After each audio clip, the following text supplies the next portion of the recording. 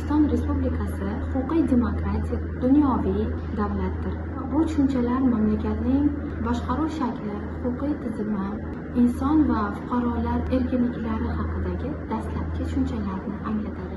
Qonunchilikka ko'ra, fuqarolar o'z ijtimoiy faolliklarini O'zbekiston Respublikasi qonunlariga muvofiq miting, yig'ilish va namoyishlar shaklida amalga oshirish huquqiga ega. Ushbu namoyishlar davlat va jamiyatning xavfsizligi, aholi tinchligiga xavf solsa, hokimiyat organlari ularni to'xtatish yoki taqiqlash vakolatiga ega. Bugungi kunda dolzarb mustaqil internet nashrlari, bloger va jurnalistlar turli mavzularda erkin fikr bildirayotgan bir paytda dezinformatsiya tarqatish emas, ularga qarshi samarali jamoaviy immunitet shakllantirilayotganidan dalolat beradi.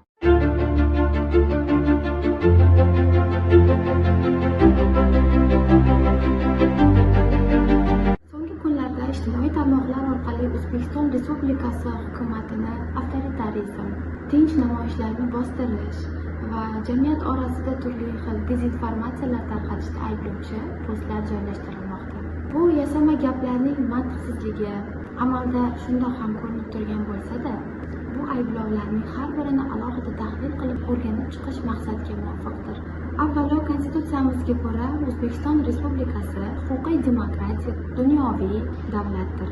Bu tushunchalar mamlakatning boshqaruv shakli, huquqiy tizimi, inson va fuqarolar erkinliklari haqidagi dastlabki tushunchalarni anglatadi. Bundan tashqari, O'zbekiston Respublikasi Konstitutsiyasining 1-moddasiga ko'ra suveren, demokratik, huquqiy, ijtimoiy va dunyoviy davlatdir deb belgilab qo'yilgan. Amalda ham davlat boshqaruvida ochiqlik, jamoatchilik nazorati va so'z erkinligiga berilgan ahamiyat mamlakatning avtoritar emas, balki demokratik qadriyatlarga sodiqligini tasdiqlaydi.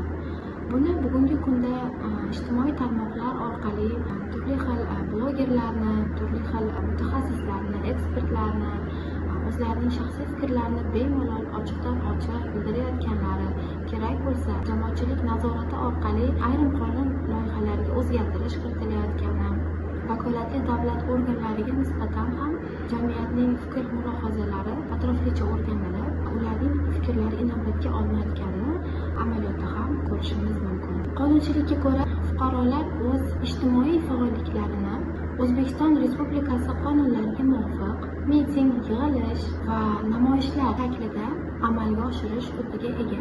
Ushbu namoyishlar davlat va jamiyatning xavfsizligi, aholi tinchligiga xavf solsa, hokimiyat organlari ularni to'xtatish yoki taqiqlash vakolatiga ega.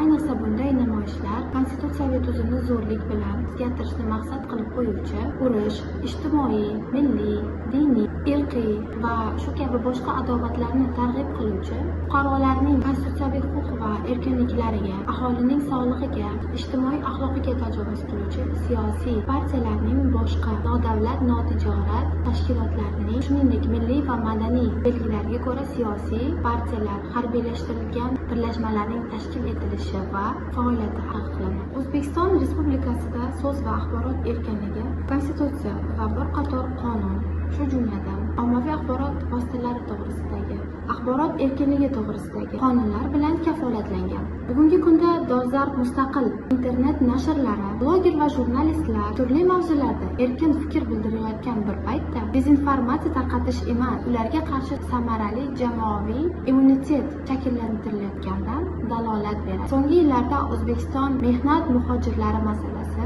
davlat siyosati darajasida alohida e'tiborga olingan. Bularga 2018-yil 27-noyabrda Jenevadagi navbatdagi yig'ilishda O'zbekiston Xalqaro migratsiya tashkilotiga a'zo bo'lishi, Vazirlar Mahkamasi huzuridagi migratsiya agentligining tashkil etilishi, xorijiy davlatlar bilan kelishuvlarning imzolanishi kabilarni misol qilishimiz mumkin.